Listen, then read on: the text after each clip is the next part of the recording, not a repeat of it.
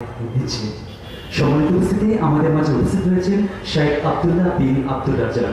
আমরা আবার বলছি, শেখ আব্দুল্লাহ বিন আব্দুর রাজ্জাক, লিসান্স মদিনা ইসলামী বিশ্ববিদ্যালয়, সৌদি আরব। আমরা সম্মানিত শেখকে তার মূল্যবান বক্তব্য রাখবার জন্য অন্তঃস্থল থেকে বিশেষভাবে অনুরোধ করছি। বক্তব্য রাখছেন শেখ আব্দুল্লাহ বিন আব্দুর রাজ্জাক।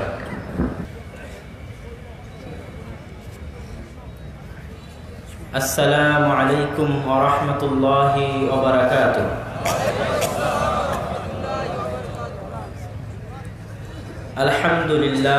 আলহামদুলিল্লাহ ওয়াহদাহু ওয়াসসালাতু ওয়াসসালামু আলা মান লা নাবিয়্যা বা'দাহু।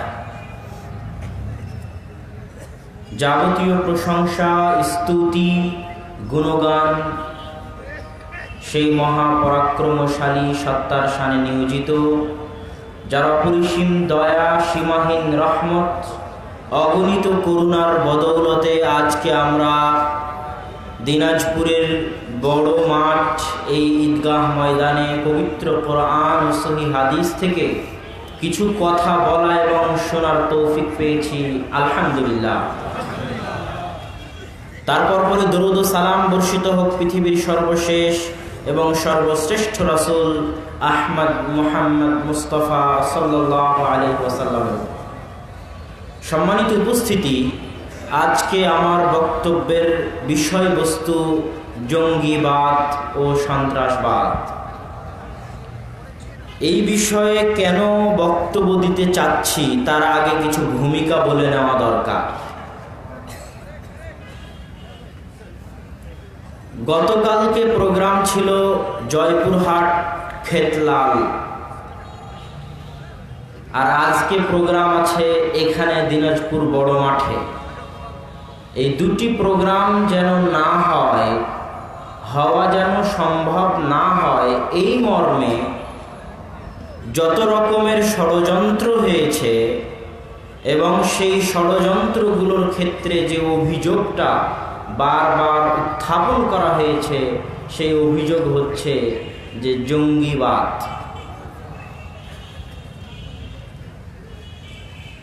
আমি মদিনা থেকে বাসায় আসার পর 20-22 দিন অতিক্রম হওয়ার পর হঠাৎ একদিন 11টা, 11:30, 12টা এরকম সময়ে দেখি বাসার বাইরে গেটে নক হচ্ছে। তা আমি বললাম, কে? তো উত্তরে বলতেছে, বাসায় কি কেউ আছে? তো আমি বললাম, আপনি কে বলছেন? তো আবার একই প্রশ্ন। তো আমি বারান্দায় গিয়ে দেখি 3-4টা পুলিশ দাঁড়িয়ে আছে। তা আমি একটু আশ্চর্য হলাম যে এখন তো কোনো ঝামেলা নাই, কোনো সমস্যা নাই, কোনো কেস নাই, হঠাৎ পুলিশ কেন? তো নিচে নেমে গেলাম, জামা কাপড় গায়ে দিয়ে তাদেরকে রুমে বসতে দিলাম। তারা রুমে জুতা স্যান্ডেল পায়ে দিয়ে সেই রুমের ভিতরে বসলো। বসার পরেই জিজ্ঞাসা শুরু যে আপনি কে? আব্দুর রাজ্জাক বিন ইউসুফ আপনার কে হয়? আমি বললাম, আমার বাবা হয়। তো আপনি কি করেন, কোথায় থাকেন? বললাম, মদিনা ইসলামী বিশ্ববিদ্যালয়ে পড়াশোনা করি, ছাত্র মানুষ। কতদিন পর পর দেশে আসেন? বললাম, প্রতি বছরে একবার দেশে আসি, 3 মাসের ছুটি পাই। কেমন খরচ হয় আপনার ওখানে পড়তে? টাকা পয়সা কে দেয়, কিভাবে দেয়? আমি বললাম যে আমি স্কলারশিপ, সৌদি সরকারের বৃত্তি নিয়ে গেছি, কোনো খরচ লাগে না, তারাই সব কিছু বহন করে। আপনারা কয় ভাই কয় বোন? বললাম, 3 ভাই 2 বোন। তারপরের জন, আপনার পরের জন কি করে? আমি বললাম, সেও ছাত্র। বললো, কোথায়? বললাম, ভারতে। ভারতে কি করে? পড়াশোনা করে। কোথায়? বানারস জামিয়া সালাফিয়া আহলে হাদিসদের ভারতে সবচেয়ে বড় প্রতিষ্ঠান। তো বলছে, সে কয়বার দেশে আসে? বললাম, তার ভিসার নিয়ম হচ্ছে প্রতি 3 মাসে একবার বাংলাদেশে ঢুকতে হয়। 1 বছরের বা 5 বছরের ট্রানজিট ভিসায় প্রতি 3 মাসে একবার বাংলাদেশে ঢুকতে হয়, তাই সে প্রতি 3 মাসে একবার বাংলাদেশে আসে। তারপরের জন কি করে? আমি বললাম, তারপরের জন্য ছাত্র। কোথায় পড়াশোনা করে? আমি বললাম, মিশরে। মিশর কোথায়? তো বলে, মুসলমানদের সবচেয়ে বড় এবং সবচেয়ে পুরাতন বিশ্ববিদ্যালয় আল আজহার বিশ্ববিদ্যালয়। তো পাশ থেকে একজন পুলিশ বলতেছে যে ভাই, আপনারা তো গোটা দুনিয়া দখল করে নিয়েছেন। তো তারপরে তখন তাদের আসল জিজ্ঞাসা শুরু হলো যে এরকম প্রোগ্রাম, জঙ্গিবাদ, সন্ত্রাসবাদ। তো আমি তাদের সামনে কিছু কথা বললাম আরও যারা বক্তা ছিল তাদের বিষয়ে তারা ইনকোয়ারি করলো। তো তাদের সামনে আমি যে কথাগুলো বলেছি সেই কথাগুলো এখানে বলা প্রয়োজন মনে করতেছি, জঙ্গিবাদ এবং সন্ত্রাসবাদ বিষয়ে আরো বিস্তারিতভাবে। তার সাথে আরো একটা জঘন্য নিকৃষ্ট অপবাদ যোগ হয়েছে এই সম্মেলনকে কেন্দ্র করে, আজকের এই দিনাজপুরের সম্মেলনকে কেন্দ্র করে, যে যারা দিনাজপুরের সম্মেলনে আসবে, যারা দিনাজপুরের সম্মেলনে উপস্থিত হবে তারা নাকি কাদিয়ানি। নাউজুবিল্লাহি মিন যালিক। এই জন্য তাদের সম্মেলন বন্ধ করে দেওয়া হোক। হয় যারা এই ধরনের কথা বলে তারা হয় জ্ঞানপাপী, মূর্খ অথবা মিথ্যুক। কেন? যখন গোলাম আহমদ কাদিয়ানি ভারত উপমহাদেশে তার আবির্ভাব হয় কাদিয়ানি মাযহাব নিয়ে, তখন গোলাম আহমদ কাদিয়ানির সাথে সবচেয়ে বেশি লড়াই, সবচেয়ে বেশি মোনাজারা, সবচেয়ে বেশি বাহাস মুবাহালা, সকল ক্ষেত্রে গোলাম আহমদ কাদিয়ানিকে নাস্তানাবুদ করে পরাজিত যিনি করেছেন তাদের মধ্যে অন্যতম এবং শীর্ষস্থানীয় ছিলেন আহলে হাদিসদের দিকপাল আলেম মাওলানা সানাউল্লাহ অমৃতসরী রাহিমাহুল্লাহ। মাওলানা সানাউল্লাহ অমৃতসরী রাহিমাহুল্লাহ এমন একজন আলেম ছিলেন যিনি একই টেবিলে একই সাথে বসে হিন্দু, বৌদ্ধ, খ্রিস্টান, ইহুদি, বেরেলভি, শিয়া, সুন্নি, যেটাই যত বাতিল ফিরকা আছে প্রত্যেকের সাথে একই টেবিলে বসে একদিনে 1 ঘন্টা করে সকলের সাথে তর্ক বিতর্ক করে একই টেবিলে সকলকে পরাজিত করে উঠে যাওয়ার মতো জ্ঞান রাখতেন। তার নাম মাওলানা সানাউল্লাহ অমৃতসরী রাহিমাহুল্লাহ। এই মাওলানা সানাউল্লাহ অমৃতসরী রাহিমাহুল্লাহর সাথে গোলাম আহমদ কাদিয়ানি বহুদিন বাহাস করেছে, মোনাজারা করেছে। বাহাস মোনাজারা করতে করতে ক্লান্ত হয়ে তারা বলতেছে আসো মুবাহালা করব। মুবাহালা কি জিনিস? খোলা মাঠে হাজার হাজার জনগণের সামনে একজন আরেকজনকে প্রকাশ্যে বদদোয়া দিবে। রাসূল সাল্লাল্লাহু আলাইহি ওয়াসাল্লাম খ্রিস্টানদের সাথে মুবাহালা করেছিলেন। কথা অনুযায়ী মুবাহালা হলো খোলা মাঠে হাজার হাজার জনগণের সামনে। মাওলানা সানাউল্লাহ অমৃতসরী বললেন, আল্লাহ, আমি যদি মুহাম্মদ সাল্লাল্লাহু আলাইহি ওয়াসাল্লামের খাতমে নবুয়ত শেষ নবী হওয়ার দাবিতে সত্যবাদী হয়ে থাকি, তাহলে গোলাম আহমদ কাদিয়ানির যেন আমার জীবদ্দশায় মৃত্যু হয়। আর আমি যদি আমার দাবিতে মিথ্যা হয়ে থাকি, তাহলে গোলাম আহমদ কাদিয়ানির জীবদ্দশায় যেন আমার মৃত্যু হয়। একইভাবে গোলাম আহমদ কাদিয়ানিও আল্লাহর দরবারে সানাউল্লাহ অমৃতসরীর বিরুদ্ধে বদদোয়া করলেন। ভাগ্যের কি পরিহাস! গোলাম আহমদ কাদিয়ানি ল্যাট্রিন, টয়লেট, বাথরুমে পড়ে ন্যাক্কারজনকভাবে নিকৃষ্টভাবে মৃত্যুবরণ করে। আর গোলাম আহমদ কাদিয়ানির মৃত্যুর পরে খাতমে নবুয়তের মুজিজা হিসেবে 40 বছর পৃথিবীর বুকে জীবিত ছিলেন মাওলানা সানাউল্লাহ অমৃতসরী রাহিমাহুল্লাহ। তো যে আহলে হাদিস আলেম, আহলে হাদিস নেতা মাওলানা সানাউল্লাহ অমৃতসরী আখবারে আহলে হাদিস নামে পত্রিকা প্রকাশ করতেন, যে আহলে হাদিস আলেম, আহলে হাদিস নেতার সাথে মুবাহালা করে গোলাম আহমদ কাদিয়ানির মৃত্যু হয়, সে আহলে হাদিসদের উত্তরসূরিকে যারা কাদিয়ানি নামে মিথ্যা অপবাদ দেয় তারা ডাহা মিথ্যুক, তারা ডাহা মিথ্যুক, ডাহা মিথ্যুক, এতে কোনো সন্দেহ নাই। আজ ওই দেশের মাটিতে খাতমে নবুয়তের সবচেয়ে বড় রক্ষক, আজ ওই দেশের মাটিতে কাদিয়ানির জন্য সবচেয়ে বড় আতঙ্ক আহলে হাদিসরা। স্বয়ং রাসূল সাল্লাল্লাহু আলাইহি ওয়াসাল্লাম সহিহ বুখারীর মধ্যে বলছেন, সায়াখরুজু বাদি কাযযাবুনা দাজ্জালুনা করিবাম মিন 30। জেনে রাখো আমার পরে 30-এর অধিক মিথ্যুক কাযযাব দাজ্জালের আবির্ভাব হবে। কুল্লু ইয়াজআমু আন্নাহু নবী, এই 30-এর অধিক মিথ্যুক দাজ্জাল কাযযাব দাবি করবে যে সে নবী। জেনে রাখো লা নাবিয়্যা বাদি ওয়া আনা খাতামুন নবিয়্যিন, আমার পরে আর কোনো নবী আসবে না, আমি হচ্ছি সর্বশেষ নবী।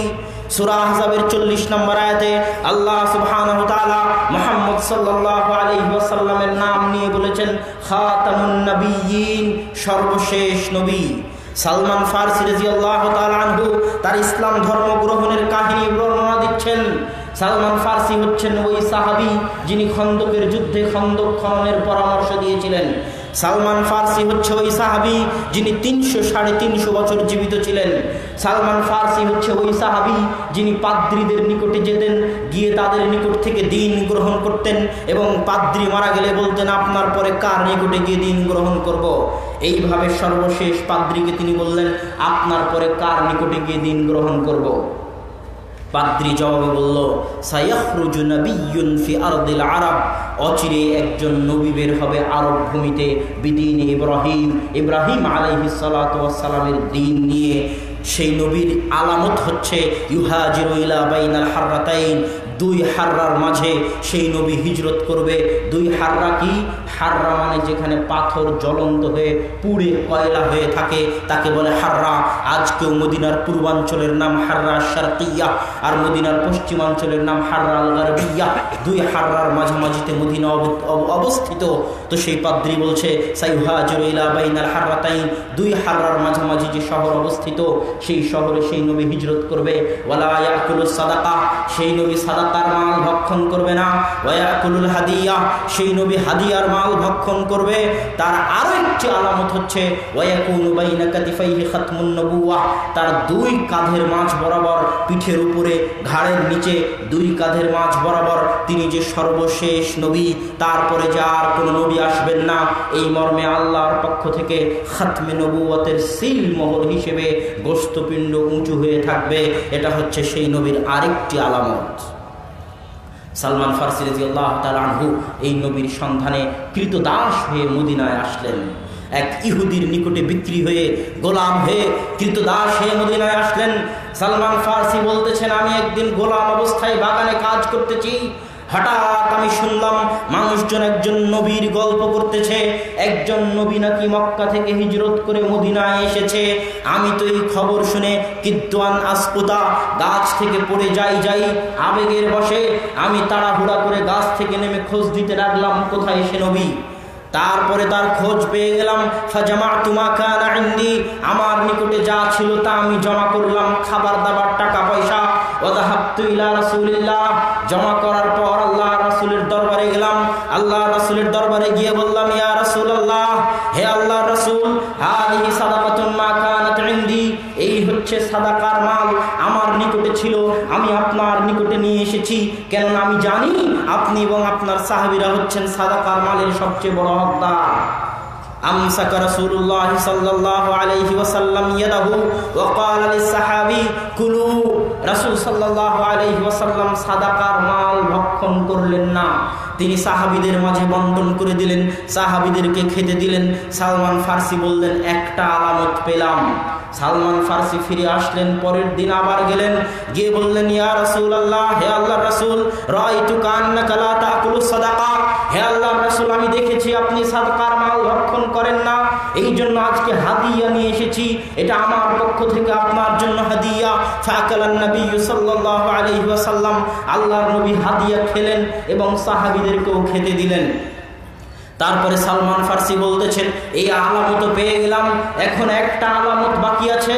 ফাস্তাদারতু জামবা রাসূলিল্লাহি সাল্লাল্লাহু আলাইহি ওয়াসাল্লাম, আমি আল্লাহ রাসূলের চারপাশে ঘুরতে লাগলাম, অনুসন্ধান করতে লাগলাম কোথায় আল্লাহ রাসূলের পিঠে খাতমে নবুওয়াতের সেই সিলমোহর, যে আল্লাহ রাসূলের পরে আর কোনো নবী আসবে না। এই মর্মে আমি আল্লাহ রাসূলের চারপাশে ঘুরতে লাগলাম। ওয়াস্তাসবাসা রাসূলুল্লাহি সাল্লাল্লাহু আলাইহি ওয়াসাল্লাম, আল্লাহ রাসূল বুঝে গেছেন সালমান ফারসি কিছু অনুসন্ধান করতেছে, সে জানে আমার একটি আলামতের কথা, সে আলামত সে বারবার ঘুরে ঘুরে দেখতেছে। ফালকা রাসূলুল্লাহ সাল্লাল্লাহু আলাইহি ওয়াসাল্লাম রিদাহু আন যাহরি, আল্লাহ রাসূল তার পিঠ থেকে তার চাদরটা ফেলে দিলেন। তারপরে সালমান ফারসি আল্লাহ রাসূলের পিঠে বাইনা কাতিফাইহি, দুই কাঁধের মাঝ বরাবর, ঘাড়ের নিচে গোশতপিণ্ড উঁচু হয়ে থাকা খাতমে নবুওয়াতের সিলমোহর দেখতে পেলেন। ওয়া বাকা, সেখানে কেঁদে দিলেন এবং বললেন, আশহাদু আল্লা ইলাহা ইল্লাল্লাহ ওয়া আশহাদু আন্না মুহাম্মাদার রাসূলুল্লাহ, আমি সাক্ষ্য দিচ্ছি যে আল্লাহ ব্যতীত কোনো মাবুদ নেই আর মুহাম্মদ সাল্লাল্লাহু আলাইহি ওয়াসাল্লাম সর্বশেষ রাসূল। সম্মানিত উপস্থিতি, এই হাদিস তথ্যহীনভাবে প্রমাণ করে যে মুহাম্মদ সাল্লাল্লাহু আলাইহি ওয়াসাল্লামের পরে আর কোনো নবী আসবে না, আর কোনো নবী আসার প্রয়োজনও নাই। কেন প্রয়োজন নাই? স্বয়ং রাসূল সাল্লাল্লাহু আলাইহি ওয়াসাল্লাম বলে গেছেন, আল উলামা ওয়ারাসাতুল আম্বিয়া, আলেমগণ হচ্ছেন নবীদের উত্তরাধিকারী। লা ইউরিসুনা দিনারান ওয়ালা দিরহামান, আলেমগণ টাকা পয়সা উত্তরাধিকার সূত্রে, নবীগণ টাকা পয়সা উত্তরাধিকার সূত্রে ছেড়ে যাননি। কি ছেড়ে গেছেন? কোরআন এবং হাদিস উত্তরাধিকার সূত্রে ছেড়ে গেছেন। সেটা উত্তরাধিকার সূত্রে কারা পেয়েছে? আলেমগণ পেয়েছে। একটা সময় ছিল যখন একই সময় পৃথিবীতে 1, 2, 3 ততোধিক নবী বসবাস করত। লূত আলাইহিস সালাতু ওয়াস সালাম এক জায়গায়, ইব্রাহিম আলাইহিস সালাতু ওয়াস সালাম এক জায়গায়, অথচ তারা চাচা ভাতিজা একই পৃথিবীতে তারা বসবাস করতেছেন, কোরআন এবং হাদিসের দাওয়াত দিচ্ছেন। ঠিক এক নবী চলে গেলে পরে নবী আসতেন, তারপরে নবী আসতেন, মুসালসাল নবীদের সিলসিলা চলতে থাকতো। ইব্রাহিম আলাইহিস সালাতু ওয়াস সালামের পরে তার ছেলে ইসহাক, তার ছেলে ইসহাকের পরে তার ছেলে ইয়াকুব, তার ছেলে ইয়াকুবের পরে তার ছেলে ইউসুফ, এইভাবে নবী হতেই থাকতো। কিন্তু মুহাম্মদ সাল্লাল্লাহু আলাইহি ওয়াসাল্লামের পরে আর নবীর প্রয়োজন নাই। কেন? কেননা আলেমগণ নবুয়তের দায়িত্ব পালন করবে। রাসূল সাল্লাল্লাহু আলাইহি ওয়াসাল্লামের স্থলাভিষিক্ত হয়ে কোরআন এবং হাদিস নিয়ে মানুষের দ্বারে দ্বারে যাবে। এই জন্য আল্লাহর রাসূল বলেছেন, প্রতি 100 বছরের মাথায় একজন মুজাদ্দিদ বের হবে, যে মুজাদ্দিদ আমার দিন, আমার ইসলামকে পুনরুজ্জীবিত করবে, পুনরায় দিন ইসলামের দাওয়াত খাতা কলমে মিডিয়ায় বক্তব্যে এমনভাবে প্রচার করবে যে ইসলামে একটা নবজাগরণ তৈরি করে দিয়ে যাবে। প্রতি 100 বছরের মাথায় একজন মুজাদ্দিদ আসবে।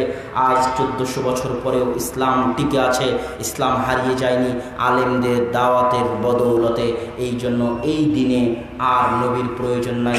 কিয়ামত পর্যন্ত আলেমগণ নায়েবে রাসূল হয়ে, রাসূলের স্থলাভিষিক্ত হয়ে, আল্লাহর রাসূলের রাসূল হয়ে কোরআন এবং হাদিসের দাওয়াত দিয়ে যাবেন ইনশাআল্লাহ। এখন কথা, আপনারা জানেন আমরা এমন এক জেলায় অবস্থান করতেছি যেটা দিনাজপুর, তার পাশেই পঞ্চগড়, যেখানে কাদিয়ানীরা সম্মেলন আয়োজন করার চেষ্টা করেছিল 23-24 ফেব্রুয়ারি। সম্ভবত সরকারের পক্ষ থেকে সেটা বন্ধ করে দেওয়া হয়েছে। আমরা এই সম্মেলন থেকে ঘোষণা করতে চাই, আমাদের উপর তো অভিযোগ, মিথ্যা অভিযোগ দেওয়া হয়েছে, তার ইতিহাস তো বলে দিলাম, সানাউল্লাহ অমৃতসরীর ইতিহাস। আবারও এই প্রোগ্রাম থেকে ব্যর্থহীন কণ্ঠে ঘোষণা করতে চাই, কাদিয়ানীরা তো কাফের। কাফের যারা কাদিয়ানীদেরকে কাফের মনে করবে না, তারাও কাফের।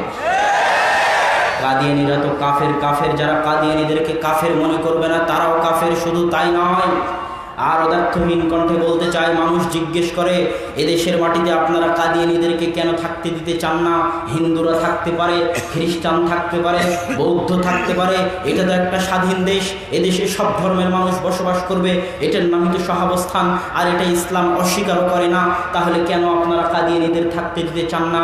আমি তাদের উত্তরে বলতে চাই, হিন্দুরা হিন্দু নাম নিয়ে আছে, আমাদের কোনো আপত্তি নাই। ইহুদিরা ইহুদি নাম নিয়ে আছে, আমাদের আপত্তি নাই। খ্রিস্টানেরা খ্রিস্টান নাম নিয়ে আছে, আমাদের কোনো আপত্তি নাই।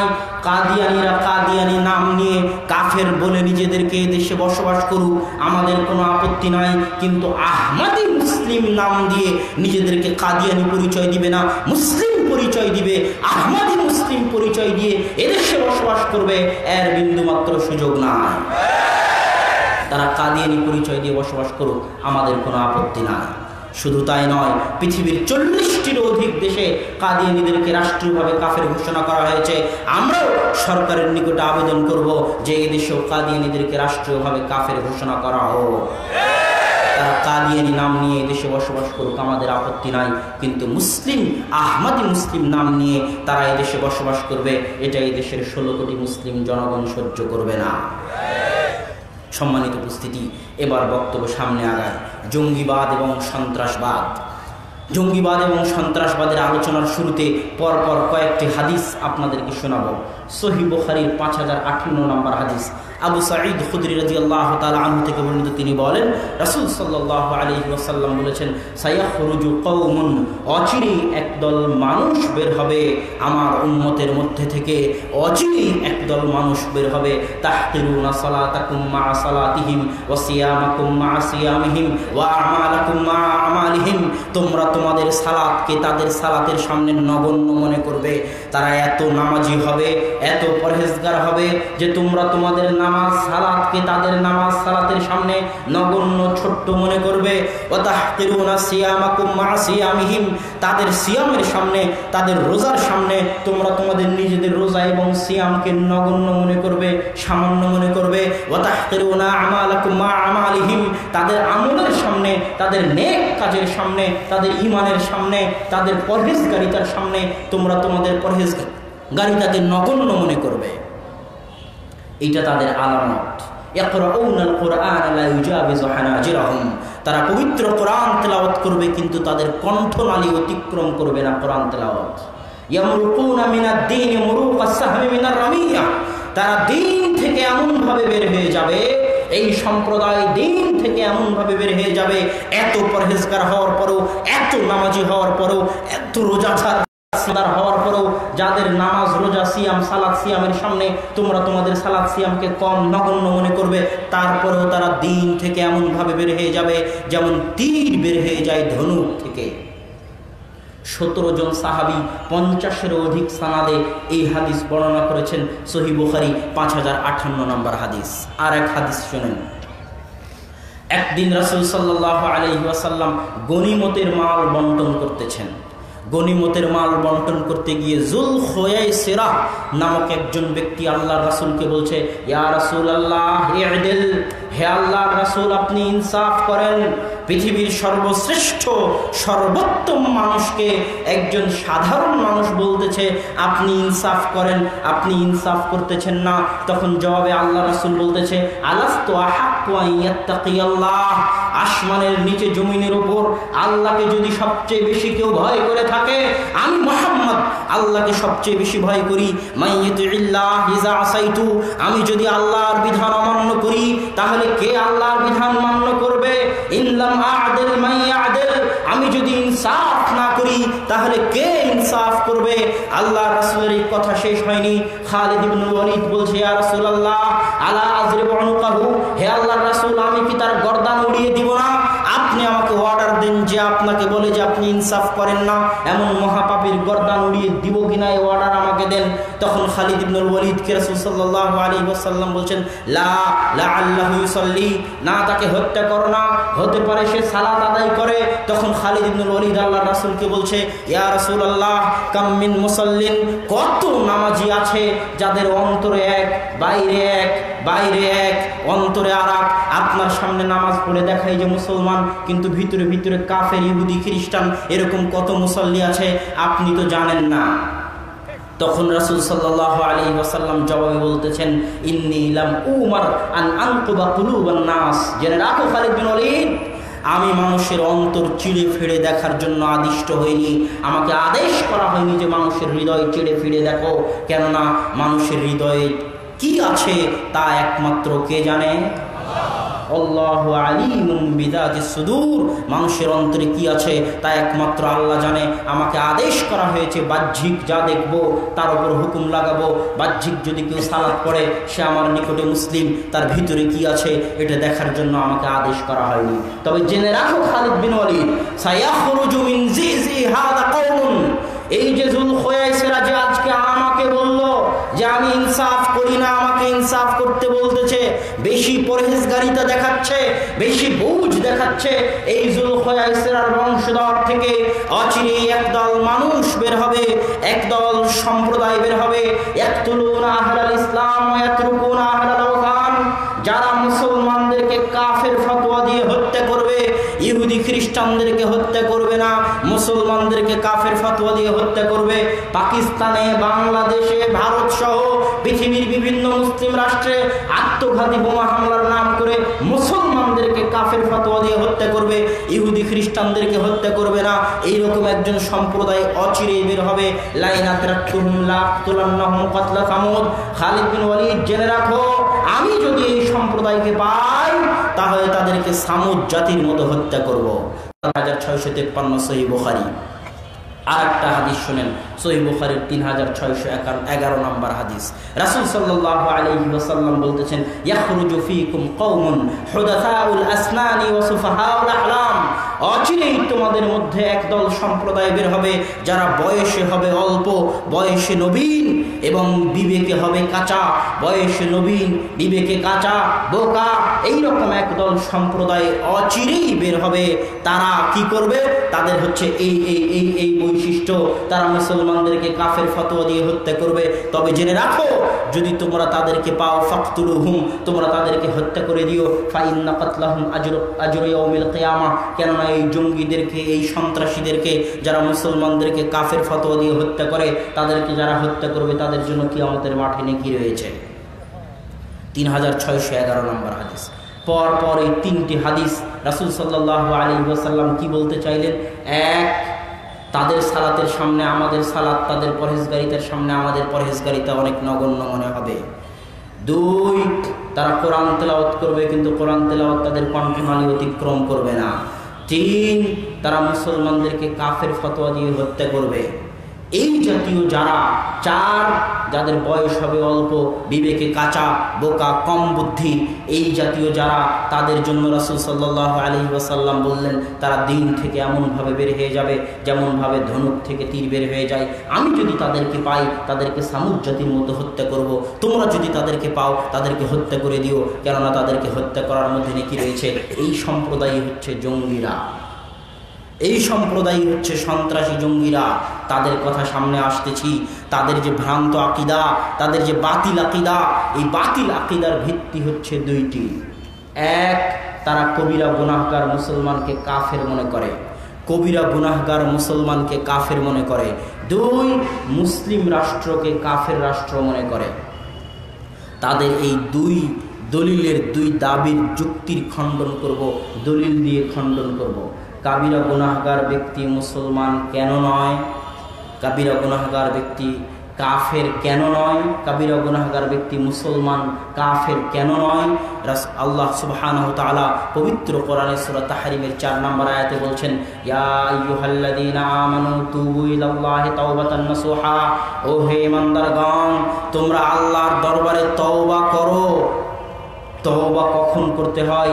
যখন মানুষ কাবিরা গুনাহ করে তখন তওবা করতে হয়। সাগিরা গুনাহ ওযু করলে মাফ হয়ে যায়, সালাত আদায় করলে মাফ হয়ে যায়, সিয়াম পালন করলে মাফ হয়ে যায়, বিভিন্ন নেকির কাজের জন্য সাগিরা গুনাহ মাফ হয়ে যায়, কিন্তু কাবিরা গুনাহ তওবা ছাড়া মাফ হয় না। আল্লাহ সুবহানাহু ওয়া তাআলা কাবিরা গুনাহগার মুসলমানদেরকে বলতেছেন, ইয়া আইয়ুহাল্লাযীনা আমানু, ও হে ঈমানদারগণ, ও হে কাবিরা গুনাহগার ঈমানদারগণ, তোমরা তওবা করো। তথা আল্লাহ কাবিরা গুনাহগার ব্যক্তিকে মুমিন ঈমানদার বলে সম্বোধন করলেন। শুধু তাই নয়, সূরা বাকারার 178 নম্বর আয়াতে আল্লাহ সুবহানাহু ওয়া তাআলা বলছেন, ইয়া আইয়ুহাল্লাযীনা আমানু কুতিবা আলাইকুমুল কিসাস, ও হে ঈমানদারগণ, তোমাদের উপর কিসাসকে ফরজ করা হয়েছে। কেউ যদি কাউকে হত্যা করো তাহলে তাকেও হত্যা করা হবে, এর নাম কিসাস। হত্যা করা মহা গুনাহ, অথচ হত্যা করার পরেও আল্লাহ সুবহানাহু ওয়া তাআলা কোরআনে সূরা বাকারার 178 নম্বর আয়াতে তাকে মুমিন বলে সম্বোধন করেছেন।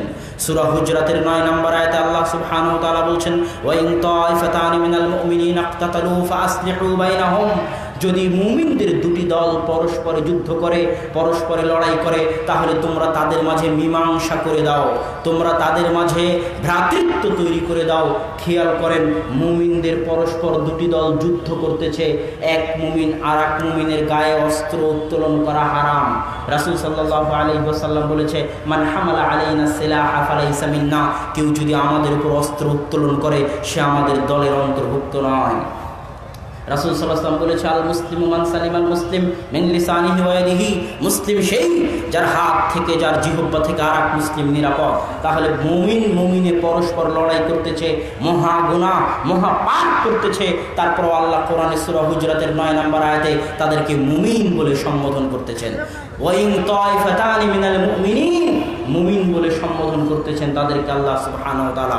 শুধু তাই নয়, সূরা জুমারের 53 নম্বর আয়াতে আল্লাহ সুবহানাহু ওয়া তাআলা বলছেন, ইয়া ইবাদিয়াল্লাযীনা আসরাফু আলা আনফুসিহিম লা তাকনাতু মির রাহমাতিল্লাহ, ও হে আমার বান্দাগণ, যারা পাপ করেছো, গুনাহ করেছো, তারা আল্লাহর রহমত থেকে নিরাশ হয়ো না। আল্লাহ সুবহানাহু ওয়া তাআলা সূরা নিসার মধ্যে বলছেন, ইন্নাল্লাহা লা ইয়াগফিরু আন ইউশরিকা বিহি ওয়া ইয়াগফিরু মা দুনা যালিকা লিমান ইয়াশা, আল্লাহ শিরকের গুনাহ ক্ষমা করবেন না, শিরকের গুনাহ ব্যতীত সকল গুনাহ ক্ষমা করে দিবেন। এটা আল্লাহ সুবহানাহু ওয়া তাআলার দাবি।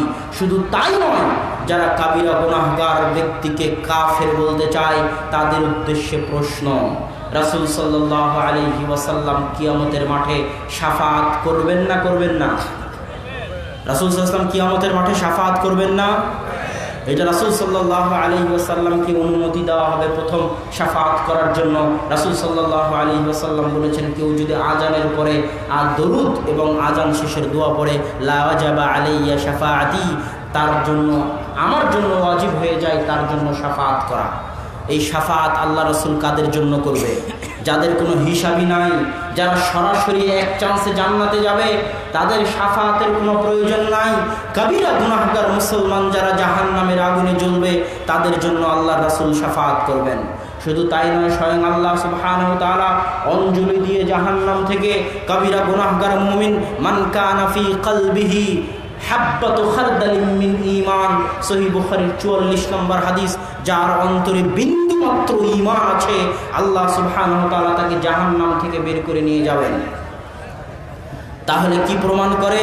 যাদের অন্তরে বিন্দু মাত্র ঈমান আছে তারা কাফের নয়, তারা এখনো মুমিন। খারিজিদের সাথে আহলে হাদিসদের বৃষ্টি যদি হয়, তাহলে বৃষ্টি বন্ধের দোয়া হচ্ছে আল্লাহুম্মা হাওয়ালাইনা ওয়ালা আলাইনা। দোয়া করেন, আল্লাহুম্মা হাওয়ালাইনা ওয়ালা আলাইনা, আল্লাহুম্মা হাওয়ালাইনা ওয়ালা আলাইনা। হে আল্লাহ, আমাদের আশেপাশে বৃষ্টি দাও, আমাদের উপর দিও না। এইটা হচ্ছে এই দোয়ার অর্থ।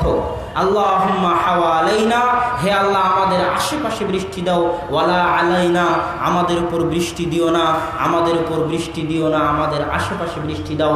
আল্লাহুম্মা হাওয়ালাইনা ওয়ালা আলাইনা। আপনারা এই দোয়া পড়তে থাকেন, আশা করি আল্লাহ সুবহানাহু ওয়া তাআলা আমাদের উপর দয়া করবেন। আল্লাহ তুমি দয়া করো, আল্লাহুম্মা আমিন। সম্মানিত উপস্থিতি, আমরা আলোচনা করছিলাম কাবিরা গুনাহগার ব্যক্তি মুমিন না কাফের। আলোচনা করে আমরা এটা বুঝাতে চেয়েছি দলিল দিয়ে যে কাবিরা গুনাহগার ব্যক্তি হচ্ছে ফাসিক মুসলিম, পাপিষ্ঠ মুসলিম, পাপাচারী মুসলিম। সে এখনো কাফের হয়ে যায়নি। আল্লাহ সুবহানাহু ওয়া তাআলা চাইলে তাকে জাহান্নামের আগুন থেকে ক্ষমা করে দিয়ে জান্নাতে দিয়ে দিবেন।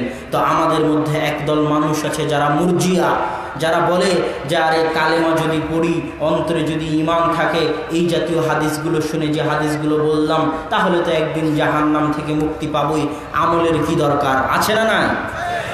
তাদেরকে বলবো, ঢাকার পুরান ঢাকার চকবাজারে যে অগ্নিকাণ্ড হলো, ওই অগ্নিকাণ্ডের যে লাশগুলো, ওই অগ্নিকাণ্ডের যে আহত ব্যক্তিগুলো যারা ঢাকা মেডিকেল কলেজের বার্ন ইউনিটে, অগ্নি ইউনিটে ভর্তি হয়ে আছে, তাদেরকে গিয়ে একবার দেখে আসুন। আগুন কত ভয়াবহ, 1 মিনিট আগুনের মধ্যে থাকা কত ভয়াবহ, কত ভয়ঙ্কর, তা আপনি বার্ন ইউনিটে না গেলে বুঝতে পারবেন না।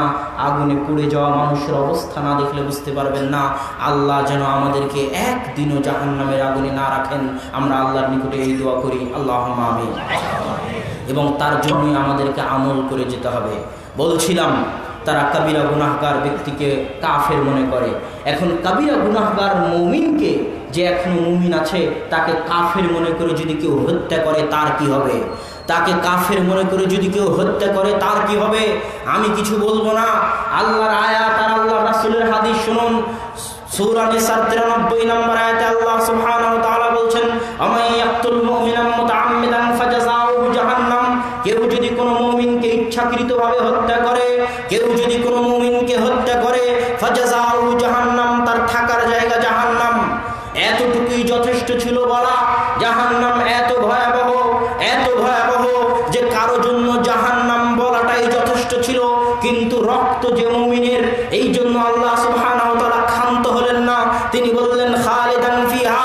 কেউ যদি কোনো মুমিনকে হত্যা করে সে তো জাহান্নামে যাবেই। খালিদান ফিহা, চিরস্থায়ী জাহান্নামে থাকবে। এতটুকু বলা যথেষ্ট ছিল।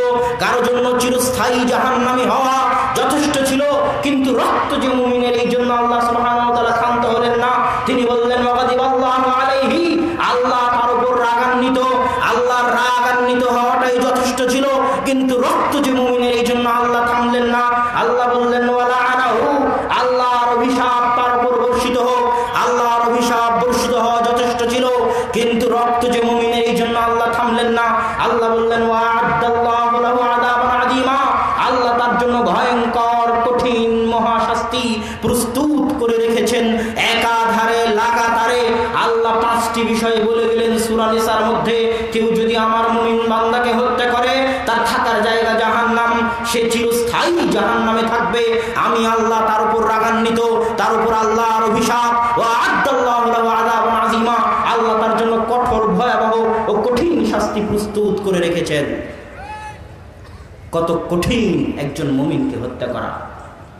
সুনানে তিরমিজির 1398 নম্বর হাদিসে রাসূল সাল্লাল্লাহু আলাইহি ওয়াসাল্লাম বলছেন, লাউ আন্না আহলাস সামাই ওয়াল আরজ, আসমান এবং জমিনের অধিবাসী, লাউ ইশতারাকু ফি দামি কাতলি মুমিনিন, একজন মুমিনকে যদি আসমানের সকল ফেরেশতা, দুনিয়ার সকল মানুষ, আদম থেকে নিয়ে কিয়ামত পর্যন্ত সকল মানুষ মিলে, সকল ফেরেশতা মিলে, সকল জিন মিলে যদি একজন মুমিনকে হত্যা করে, লা কাব্বাহুমুল্লাহু লাহু ফিন্নার, তাহলে একজন মুমিনকে হত্যা করার কারণে সারা পৃথিবীর আদম থেকে নিয়ে কিয়ামত পর্যন্ত সকল মানুষকে, সকল জিনকে আর সকল ফেরেশতাকে আল্লাহ জাহান্নামে পাঠিয়ে দিতে বিন্দুমাত্র দ্বিধাবোধ করবেন না। কেননা রক্ত যে মুমিনের রক্তের আল্লাহর নিকটে এতই দাম। হাদিস সহিহ, সুনানে তিরমিজির 1398 নম্বর হাদিস। আর এক হাদিসে রাসূল সাল্লাল্লাহু আলাইহি ওয়াসাল্লাম বলতেছেন, আরাফার মাঠে আল্লাহ রাসূল বক্তব্য দিচ্ছেন, আইয়ুশ শাহরে হাদা, আজকে কোন মাস? সাহাবীরা বললেন, আজকে জিলহজ মাস। আজকের দিন কি? 9 জিলহজ, আরাফার দিন। এই শহরের নাম কি? তো বলে এই শহরের নাম মক্কা। এবার আল্লাহ রাসূল বলছেন, আলা ইন্না দিমাআকুম ওয়া আমওয়ালাকুম ওয়া আরাদাকুম, জেনে রাখো হে সাহাবীরা, প্রত্যেক মুসলমানের রক্ত, প্রত্যেক মুসলমানের ধন সম্পদ, প্রত্যেক মুসলমানের মান সম্মান একে অপরের উপর, তোমাদের উপর এমন ভাবে হারাম, কাহুরমাতি ইয়াউমিকুম হাদা, আজকের আরাফার দিন যেমন হারাম, কাহুরমাতি শাহরিকুম হাদা, আজকের জিলহজ মাস যেমন হারাম, কাহুরমাতি বালাদিকুম হাদা, আজকের মক্কা শহর যেমন হারাম, মক্কা যেমন হারাম, আরাফার দিন যেমন হারাম, জিলহজ মাস যেমন হারাম, এক মুসলমানের রক্ত, ধন সম্পদ এবং মান মর্যাদা আর এক মুসলমানের উপর তেমনি ভাবে হারাম। রাসূল সাল্লাল্লাহু আলাইহি ওয়াসাল্লাম আর এক হাদিসে বলছেন, লা জাওয়ালুদ দুনিয়া আহওয়ানু ইনদাল্লাহ, আর এক হাদিসে বলছেন, লা জাওয়ালুল কাবা লা হাদমুল কাবা আহওয়ানু ইনদাল্লাহ, সারা পৃথিবীর ধ্বংস হয়ে যাওয়া, এমনকি কাবা ঘরের ধ্বংস হয়ে যাওয়া আল্লাহর নিকটে একজন মুমিনের হত্যার চাইতে হালকা। কাবা ঘরের ধ্বংস হয়ে যাওয়া আল্লাহর নিকটে একজন মুমিনের হত্যার চাইতে হালকা। একজন মুমিনের হত্যা আল্লাহর নিকটে ভয়াবহ। কাবা ঘরের ধ্বংসের চাইতে, সারা পৃথিবীর ধ্বংস হয়ে যাওয়ার চাইতে আল্লাহর নিকটে একজন মুমিনের হত্যা বেশি ভয়াবহ। সম্মানিত উপস্থিতি, তাহলে যারা মুমিনদেরকে হত্যা করতেছে, মুমিনদেরকে কাবিরা গুনাহগার বলে বম মেরে কাফের ফতোয়া দিয়ে হত্যা করতেছে, কিয়ামতের মাঠে তাদের কি হবে? সম্মানিত উপস্থিতি, এবার বলি, তাদের দ্বিতীয় যে আকীদা, তারা মুসলিম রাষ্ট্রকে কাফের রাষ্ট্র মনে করে। একটা রাষ্ট্র কখন মুসলিম বলে গণ্য হয়? শেখ সালেহ আল উসাইমিন তার বইয়ের মধ্যে লিখতেছেন, একটা রাষ্ট্রে 3টে জিনিস থাকলে তা মুসলিম বলে গণ্য হবে। 1, রাষ্ট্রের অধিকাংশ জনগণ যদি মুসলমান হয়। 2, রাষ্ট্রনেতা যদি মুসলমান হয়। 3, রাষ্ট্রে যদি ইসলামী হুকুম আহকাম, ইসলামী সংস্কৃতি, ইসলামী সভ্যতার প্রভাব বেশি থাকে। আমেরিকার চাইতে বাংলাদেশের পরিবেশ ভালো না খারাপ? ভালো। এদেশে ইসলামী সংস্কৃতির প্রভাব বেশি। 5 ওয়াক্ত সালাত আদায়, মসজিদ তৈরি, হজ, সিয়াম, ঈদের সালাত, কোনো কিছুতে কোনো বাধা নেই। ইসলামী সংস্কৃতির প্রভাব আছে। অধিকাংশ জনগণ মুসলিম, মুসলিম রাষ্ট্রনেতা, অতএব সে দেশ মুসলিম বলে গণ্য হবে। শেখ সালেহ আল উসাইমিন বলতেছে, তারা মুসলিম রাষ্ট্রকে কাফের রাষ্ট্র মনে করে সেই মুসলিম রাষ্ট্রনেতাকে হটিয়ে দিয়ে বিদ্রোহ করে নতুন ক্ষমতা নিয়ে আনতে চায়। তাদের এই যুক্তি, তাদের এই দাবির খণ্ডন করতে গেলে আগে আপনাকে বুঝতে হবে একামতে দিন কাকে বলে। একদল মানুষ আছে যারা আকিমুদ্দিন, একামতে দিনের নামে রাষ্ট্র ক্ষমতা দখল করতে চায়। আগে আপনাকে বুঝতে হবে একামতে দিন কাকে বলে। আমি একামতে দিন বুঝাতে গিয়ে একটা উদাহরণ দিই, যে একামতে সালাত কাকে বলে এটা আগে বুঝতে হবে। একামতে সালাত মানে এটা নয় যে দিনাজপুর শহরের সব মানুষকে লাঠি দিয়ে পিটিয়ে মসজিদে নিয়ে এসে সালাত আদায় করাতে হবে। কথার কথা ধরে নিলাম দিনাজপুরের সব মানুষকে লাঠি দিয়ে পিটিয়ে মসজিদে নিয়ে আসলাম, সূরা ফাতিহা জানে না, ওযু করা জানে না, কোরআন পড়া জানে না, রুকু সিজদা করা জানে না, সে কি সালাত প্রতিষ্ঠা করলো? আমার সাথে কথা বলেন, সে কি সালাত প্রতিষ্ঠা করলো? না। আর একজন মানুষ যদি পুঙ্খানুপুঙ্খভাবে রাসূলের সুন্নাত অনুসরণ করে সালাত আদায় করে, তাহলে সে নিজের জীবনে একামতে সালাত করলো, সালাত প্রতিষ্ঠা করলো। সালাত প্রতিষ্ঠা করা যখন বুঝে গেছেন যে সালাত প্রতিষ্ঠা করা কাকে বলে, এবার দিন প্রতিষ্ঠা করা বোঝা সহজ হবে।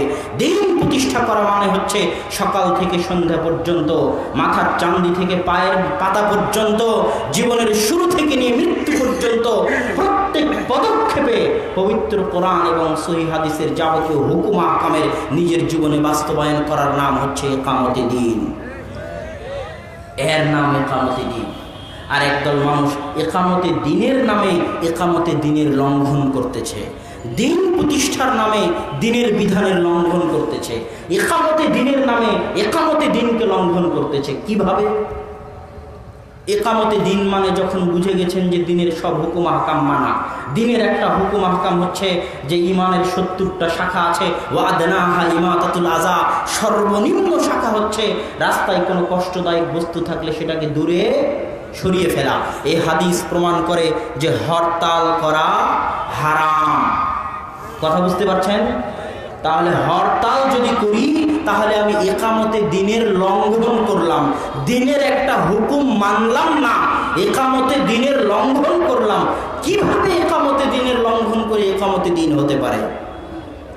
কথা কি আমার বোঝা যায়? ইকামতে দ্বীনের লঙ্ঘন করে কিভাবে ইকামতে দ্বীন হতে পারে আগে আপনাদেরকে বুঝতে হবে ইকামতে দ্বীন কাকে বলে। আমি সংক্ষিপ্ত ভাষায় ইকামতে দ্বীন বোঝানোর চেষ্টা করলাম যে ইকামতে দ্বীন কাকে বলে। এবার আসি, মুসলিম রাষ্ট্র, সেই রাষ্ট্রনেতার বিরুদ্ধে আপনি এমনি বিদ্রোহ করে দিবেন। বিদ্রোহ করার জন্য শর্ত লাগে, দুটি শর্ত ছাড়া বিদ্রোহ করতে পারবেন না। পৃথিবীর অতীতের কোনো সালাফে সালেহিন কেউ বিদ্রোহ করেনি।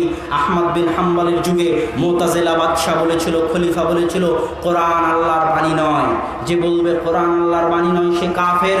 তারপরও আহমদ বিন হাম্বল বলেছিলেন কোরআন আল্লাহর বাণী। আহমদ বিন হাম্বল এই ফতোয়া দেওয়ার কারণে তাকে বাগদাদের রাস্তায় পিটিয়ে, ঘোড়ার পিঠে চড়ে পিটিয়ে তাকে নির্যাতন করা হয়েছে, জেলখানায় বন্দি রাখা হয়েছে। তারপরও তিনি ফতোয়া থেকে ফিরে আসেননি। ছাত্ররা তাকে গিয়ে বলেছে, ওস্তাদ অনুমতি দেন বিদ্রোহ করি। আহমদ বিন হাম্বল বলছেন না, বিদ্রোহ করতে হবে এইরকম কিছু আমি কোরআন হাদিসে বুঝতে পারি না। বাদশাহ আকবর দ্বীনে ইলাহি জারি করলো, হিন্দু ইসলামকে মিশিয়ে দ্বীনে ইলাহি জারি করলো। মুজাদ্দিদে আল ফিসানি সৈয়দ হিন্দি যিনি, তিনি বললেন স্যার হিন্দি, তিনি বললেন যে না, এই দ্বীনে ইলাহি চলবে না। তখন বাদশাহ আকবর তাকে জেলখানায় বন্দি করে দিল। ছাত্ররা বলল, ওস্তাদ জি অনুমতি দেন বিদ্রোহ করি। বললেন না, এইরকম কোনো অনুমতি কোরআন এবং হাদিসে আমি বুঝতে পারি না। কি করতে হবে? সংশোধনের চেষ্টা চালিয়ে যেতে হবে, সংশোধনের চেষ্টা চালিয়ে যেতে হবে।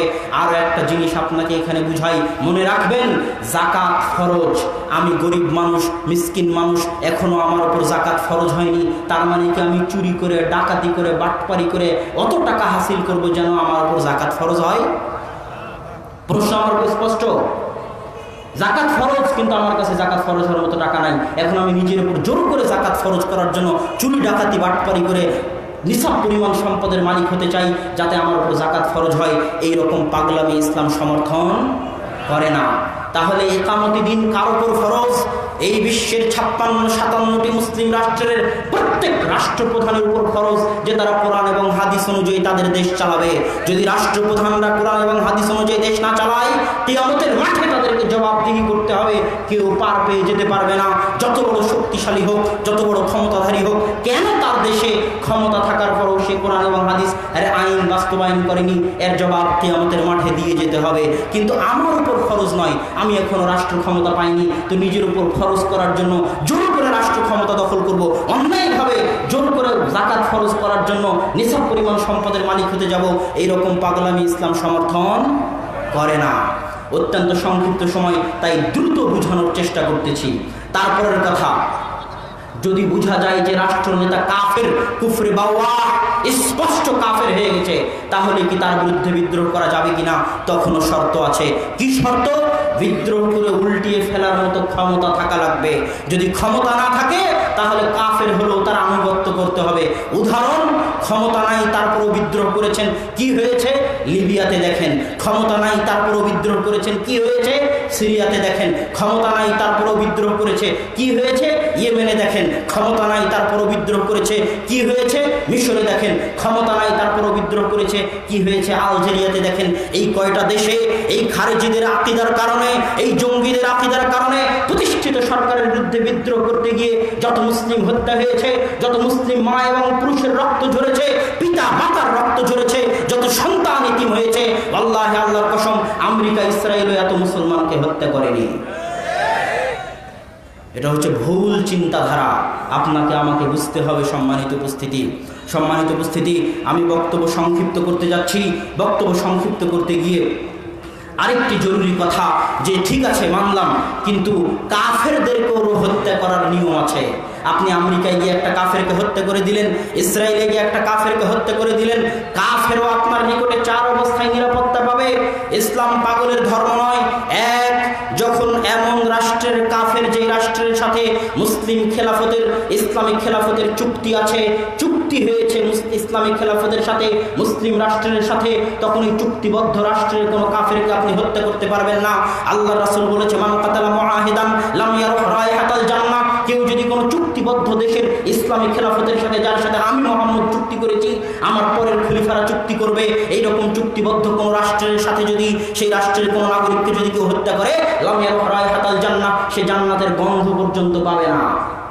তার কাফেরকে হত্যা করার নিয়ম রয়েছে। 4 অবস্থায় কাফের আপনার নিকটে নিরাপত্তা পাবে। 1, চুক্তিবদ্ধ রাষ্ট্রের নাগরিক কাফের। 2, মুস্তামিন, যে ইসলামিক খেলাফতের নিরাপত্তা নিয়ে, মুসলিম রাষ্ট্রের নিরাপত্তা নিয়ে দেশে প্রবেশ করেছে, যেটাকে আমরা বলি ভিসা, আরবিতে বলে মুস্তামিন, ইস্তেমান। নিরাপত্তা নিয়ে, ইসলামী রাষ্ট্রের নিরাপত্তা নিয়ে, মুসলিম রাষ্ট্রের নিরাপত্তা নিয়ে যে প্রবেশ করেছে, তার রক্ত আমার এবং আপনার উপরে হারাম, মুসলিমদের উপর হারাম, তাকে হত্যা করতে পারবো না। 3, যারা জিজিয়া দিয়ে, কর দিয়ে মুসলিম রাষ্ট্রে বসবাস করে, হিন্দু, বৌদ্ধ, ইহুদি, খ্রিস্টান, ইসলামিক খেলাফতে বসবাস করতে পারে, জিজিয়া কর দিয়ে বসবাস করা কোনো কাফেরকে আপনি হত্যা করতে পারবেন না। 4, যুদ্ধের মাঠে আছেন, কাফের রাষ্ট্রের সাথে যুদ্ধ হচ্ছে, দারুল কুফরের সাথে যুদ্ধ হচ্ছে, তখন যদি আপনি হত্যা করতে চান, যোদ্ধাকে হত্যা করতে পারেন, কিন্তু যে যুদ্ধের মাঠে আসেনি, ঘরে বসে থাকা কোনো নারীকে, কোনো শিশুকে আপনি হত্যা করতে পারবেন না। কাফেরও আপনার নিকটে 4 অবস্থায় নিরাপত্তা পাচ্ছে। সম্মানিত উপস্থিতি, বক্তব্য আমি সংক্ষিপ্ত করতে যাচ্ছি। এই পর্যায়ে আমি বলতে চাই, 2টি হাদিস দিয়ে শেষ করব। যারা বলে যে তাহলে যদি রাষ্ট্র ক্ষমতা না যেতে পারি, ইসলাম বাস্তবায়ন করতে পারবো না, তাহলে কি হবে, তাদের উদ্দেশ্যে সহিহ বুখারীর 5752 নম্বর হাদিস, রাসূল সাল্লাল্লাহু আলাইহি ওয়াসাল্লাম বলেছেন, উরিদাত আলাইয়াল উমাম, আমার সামনে জাতি সম্প্রদায়কে পেশ করা হলো, ফারাইতুন নাবিয়্যা মা'আহু রাহাত, আমি একজন নবীকে দেখলাম, তার সাথে একদল মানুষ আছে। ওয়ারাইতুন নাবিয়্যা মা'আহু রাজুলান, আমি একজন নবীকে দেখলাম, তার সাথে 2 জন মানুষ আছে। ওয়ারাইতুন নাবিয়্যা মা'আহু রাজুল, আমি একজন নবীকে দেখলাম, তার সাথে 1 জন মানুষ আছে। ওয়ারাইতুন নাবিয়্যা লাইসা মা'আহু আহাদ, আমি একজন নবীকে দেখলাম, তার সাথে কেউই নাই। এই নবীরা দাউদ, সুলাইমান, মুহাম্মদ সাল্লাল্লাহু আলাইহি ওয়াসাল্লাম, এই 3 জন ছাড়া পৃথিবীর কোন নবী রাষ্ট্র ক্ষমতা হাসিল করতে পারেননি। তার মানে কি তারা ব্যর্থ? তার মানে কি তারা সফল নন? তারা রাষ্ট্র ক্ষমতা দখল করার জন্য আসেননি। আমা খালাকতুল জিন্না ওয়াল ইনসা ইল্লা লিয়াবুদুন, আমি মানুষ এবং জিনকে সৃষ্টি করেছি আমার ইবাদতের জন্য। প্রত্যেক নবী রাসূল পৃথিবীতে এসেছেন মানুষকে জাহান্নামের রাস্তা থেকে বের করে জান্নাতের রাস্তা দেখানোর জন্য, আল্লাহর তাওহীদের রাস্তা দেখানোর জন্য। আল্লাহ কাউকে দয়া করে রাষ্ট্র ক্ষমতা দিয়ে দিয়েছেন। শুধু তাই নয়, আরেকটা হাদিস শুনুন, মুসনাদের হাকিমের 5646 নম্বর হাদিস, রাসূল সাল্লাল্লাহু আলাইহি ওয়াসাল্লামের যুগে ইসলামের প্রথম শহীদ মহিলা সুমাইয়া রাদিয়াল্লাহু তাআলা আনহা এবং তার স্বামী ইয়াসির, তার ছেলে আম্মার, এই পুরো পরিবারের উপর আবু জেহেল সহ তৎকালীন জাহেলি যুগের কাফেররা উত্তপ্ত মরুভূমিতে তাদের উপর অত্যাচার করতেছে, নির্যাতনের স্টিম রোলার চালাচ্ছে। এমত অবস্থায় মুহাম্মদ সাল্লাল্লাহু আলাইহি ওয়াসাল্লাম তাদের পাশ দিয়ে অতিক্রম করতেছেন। অতিক্রম করা অবস্থায় তিনি তাকিয়ে দেখতেছেন যে তার ধর্ম গ্রহণ করার কারণে, ইসলাম গ্রহণ করার কারণে সুমাইয়ার উপর, আম্মারের উপর, ইয়াসিরের উপর কঠিন অত্যাচার চলতেছে। তখন রাসূল সাল্লাল্লাহু আলাইহি ওয়াসাল্লাম তাদের দিকে তাকিয়ে দেখছেন, তারাও রাসূলের দিকে তাকিয়ে দেখছে। তখন আল্লাহ রাসূল তাদেরকে বললেন, সাবরান ইয়া ইয়াসির, ইন্না মাওইদাকুমুল জান্নাহ, হে ইয়াসিরের পরিবার, তোমরা ধৈর্য ধারণ করো। তোমরা আজকে যে ইসলাম ধর্ম গ্রহণ করেছো, আমার দাওয়াতে সাড়া দিয়েছো, এই দাওয়াতের বদৌলতে আমি বলতে পারবো না যে আমি তোমাদেরকে রাষ্ট্র ক্ষমতা নিয়ে দিব। আমি তোমাদেরকে ওয়াদা দিতে পারবো না যে আমি তোমাদেরকে ধন দৌলত দিব, গাড়ি বাড়ি দিব, নারী দিব, এই ওয়াদা আমি দিতে পারবো না। কিন্তু জেনে রাখো, তোমরা ধৈর্য ধারণ করো, কঠিন কিয়ামতের মাঠে ইন্না মাওইদাকুমুল জান্নাহ, আমি মুহাম্মদ তোমাদেরকে জান্নাত নিয়ে দিব। তাহলে প্রত্যেক নবী দ্বীনের দাওয়াত নিয়ে এসেছেন মানুষকে কোথায় নিয়ে যাওয়ার জন্য? জান্নাতে নিয়ে যাওয়ার জন্য। সম্মানিত উপস্থিতি, এটাই হবে আমাদের দাওয়াতের মাধ্যম, যেন আমরা জান্নাতে প্রবেশ করতে পারি। বক্তব্যের শেষে এসে বলতে চাই, যারা আহলে হাদিসদেরকে জঙ্গি বলে, যারা আহলে হাদিসদেরকে সন্ত্রাসী বলে, যারা আহলে হাদিসদেরকে কাদিয়ানি বলে, এরা ডাহা মিথ্যুক। বক্তব্যের শেষে তরুণ ভাইদের উদ্দেশ্যে দুটি কথা বলে, মা এবং বোনদের উদ্দেশ্যে দুটি কথা বলে আজকের বক্তব্য এখানেই শেষ করে দেব ইনশাআল্লাহ। তরুণ ভাইদের উদ্দেশ্যে বলতে চাই, হে তরুণ ভাইরা, আল্লাহর রাসূল সহিহ বুখারীর হাদিসে বলছেন যে সাবাতু ইউদিল্লুহুমুল্লাহু ইয়াওমা লা দিল্লা ইল্লা দিল্লু, কঠিন কিয়ামতের মাঠে আল্লাহ সুবহানাহু ওয়া তাআলা সাত শ্রেণীর মানুষকে তার আরশের নিচে ছায়া দিবেন। তার মধ্যে দ্বিতীয় শ্রেণী হচ্ছে শাবুন নাশা ফি ইবাদাতিল্লাহ, ওই যুবক যে তার যৌবনকালকে আল্লাহর রাস্তায় ব্যয় করেছে। সহিহ বুখারীর কিতাবুর রিকাকের মধ্যে হাদিস আছে। সুনানে তিরমিজির কিয়ামত অধ্যায়ে রাসূল সাল্লাল্লাহু আলাইহি ওয়াসাল্লাম আব্দুল্লাহ বিন মাসউদ থেকে বর্ণিত, তিনি বলেন রাসূল সাল্লাল্লাহু আলাইহি ওয়াসাল্লাম বলেছেন, লা তাজুমু কদাম আদম, বানু আদমের পা কিয়ামতের মাঠে এক ধাপ সামনে এগোতে দেওয়া হবে না, হাত্তা ইউসালা আন আরবাঈন, যতক্ষণ না চারটি প্রশ্ন তাকে জিজ্ঞেস করা হয়। তার মধ্যে একটি প্রশ্ন হচ্ছে আন শাবাবিহি ফিমা আবলাহু, হে যুবক, তুমি তোমার যৌবনকালকে কোথায় ব্যয় করেছো? এর জবাব কিয়ামতের মাঠে দিয়ে যেতে হবে।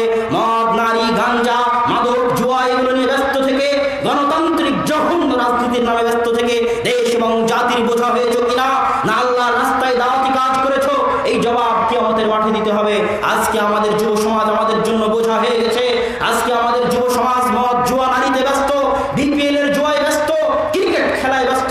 হে যুবক, তোমাকে লক্ষ্য করে বলতে চাই, আমেরিকার দিকে তাকিয়ে দেখো, ইসরায়েলের দিকে তাকিয়ে দেখো, চায়নার দিকে তাকিয়ে দেখো, তারা আজকের বিশ্বের পরাক্রমশালী শক্তি। তাদের কোনো ক্রিকেট দল নাই, তাদের কোনো বিপিএল নাই, তারা কলেজ বিশ্ববিদ্যালয়ে গবেষণা করে অস্ত্র বানায় তোমাকে মারার জন্য, আর তোমাকে মত্ত রেখেছে ক্রিকেট খেলার মধ্যে, কিন্তু তোমার হুঁশ হয় না, তুমি পাগল গর্ধব যুবক। যুবক, তোমাকে উদ্দেশ্য করে বলতে চাই, আজকে বাংলাদেশের উন্নতির লক্ষণ হচ্ছে পদ্মা ব্রিজ। পদ্মা ব্রিজে গিয়ে দেখো, যারা প্রজেক্ট ম্যানেজার, যারা ইঞ্জিনিয়ার, যারা ডিজাইনার, তারা সব চায়না কোরিয়া থেকে ভাড়া করে আনা, আর যারা মাথায় ইট নিয়ে, খোয়া বালি নিয়ে পদ্মা সেতুর পাইলের মধ্যে ফেলতেছে, ওই লেবার হচ্ছে বাঙালি, বাংলাদেশি। সরকারের দোষ নয়। যারা সারা জীবন মদ, জুয়া, গাঞ্জা নিয়ে ব্যস্ত থাকবে, ক্রিকেট, বিপিএল নিয়ে ব্যস্ত থাকবে, তারা লেবারিগিরি করে খাবে না তো কি করে খাবে? আজকের গার্মেন্টস গুলো থেকে গিয়ে দেখো, যারা বড় পর্যায়ের চাকরি করতেছে বিদেশি, আর যারা লেবারি করতেছে তারা আমার এবং আপনার মা এবং বোন। কেন এই লেবারি করতেছে? অন্য দেশ কেন হয় না? কেউ বলে গার্মেন্টস হচ্ছে উন্নতির লক্ষণ। এই জন্য হয় না যে বাংলাদেশে মা এবং বোনদের নিকট থেকে কম টাকায় কম বেতনে কাজ করিয়ে নেওয়া যায়। চায়না চেষ্টা করতেছে, আফ্রিকা তো কম বেতনে কম টাকায় গার্মেন্টস চালু করবে, তখন বাংলাদেশের গার্মেন্টস বন্ধ হয়ে যাবে। শিক্ষা না থাকলে কোশ্চেন কালে উন্নতি আসে না। মূর্খতার নাম উন্নতি নয়, জাহেলিয়াতের নাম উন্নতি নয়, বর্বরতার নাম উন্নতি নয়। তোমাদেরকে মদ, জুয়া, গাঁজার আড্ডা থেকে বের হয়ে এসে নিজেদেরকে আত্মমর্যাদা সম্পন্ন হতে হবে। আত্মমর্যাদা কাকে বলে? তুমি একজনকে টিভিতে দেখছো, দেখে বলতেছো আমি তার মতো চুল রাখবো, মা বোনেরা বলতেছে আমি তাদের মতো পোশাক পরবো, পাখির পোশাক পরার জন্য জীবন দিচ্ছে, এর নাম আত্মমর্যাদা নয়। আত্মমর্যাদা হচ্ছে যেই দিন যুবক বলবে যে আমি কেন ওর অনুসরণ করবো, আমি এমন কাজ করবো যেন ওই নায়ক আমার রাসূল মুহাম্মাদের অনুসরণ করে। আত্মমর্যাদা হওয়ার নাম যেই দিন মায়েরা বলবে আমি কেন পাখির ড্রেস পরবো, আমি এমন কাজ করবো যেই দিন পাখি আমার মা আয়েশা রাদিয়াল্লাহু তাআলা আনহার ড্রেস পরবে, এর নাম আত্মমর্যাদা।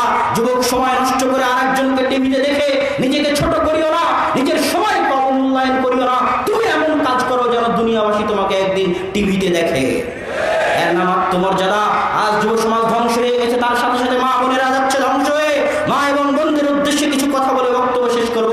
মা এবং বোনদের উদ্দেশ্যে বলতে চাই, আল্লাহ রাসূল হাদিসে বলেছেন কুল্লু দুনিয়া মাতা, সারা পৃথিবী হচ্ছে ধন সম্পদ, ও আফজালুহা, সর্বোত্তম ধন সম্পদ, সবচেয়ে মূল্যবান সম্পদ হচ্ছে আলমারা সালেহা, সতী সাধবী নারী হচ্ছে সর্বশ্রেষ্ঠ সম্পদ। আজকে মা এবং বোনেরা তাদের মূল্য বুঝে না।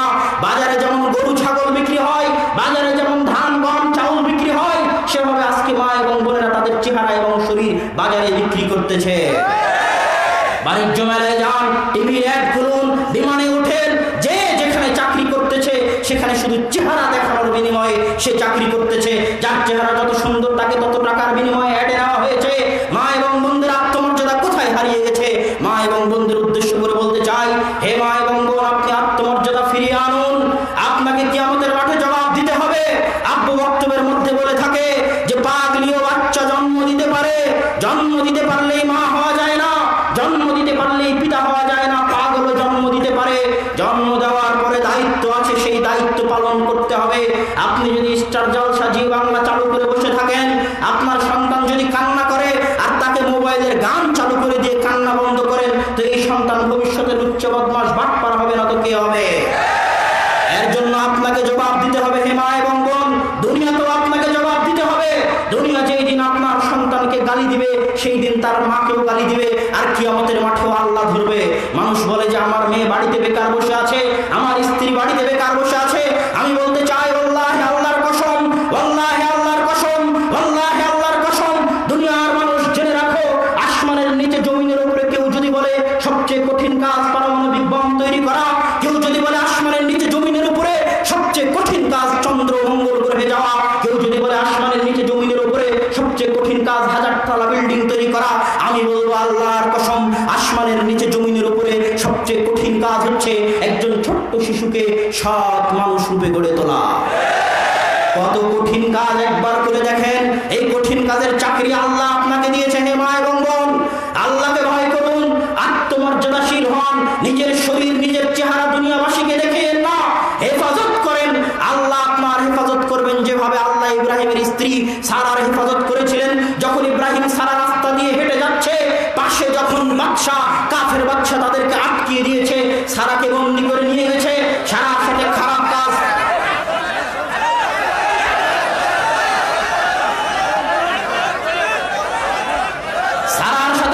কাজ করার জন্য যখন বাদশা এগিয়ে যাচ্ছে, তখন সারা আল্লাহর দরবারে সালাতের জন্য দাঁড়িয়ে গেল।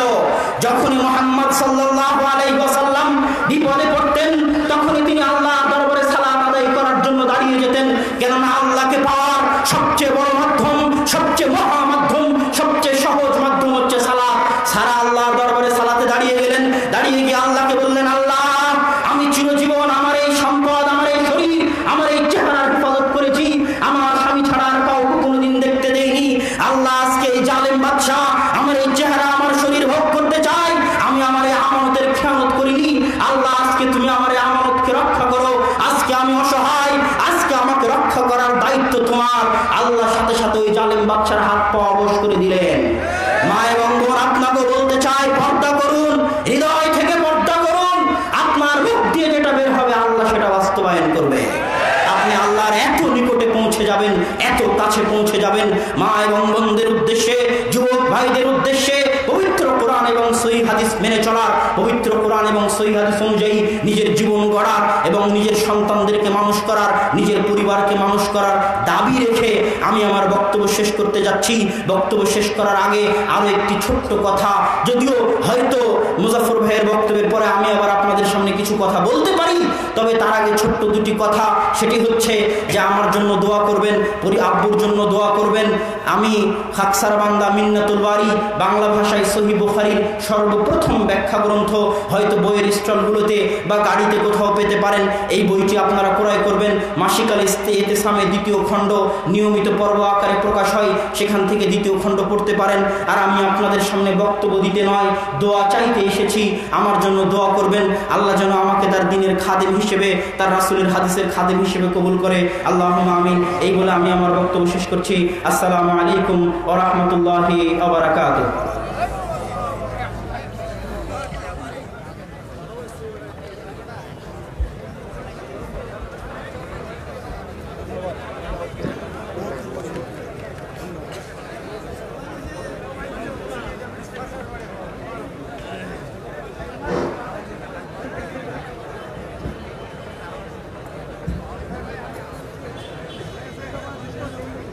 আসসালামু আলাইকুম ওয়া রাহমাতুল্লাহি ওয়া বারাকাতুহু। সম্মানিত উপস্থিতি।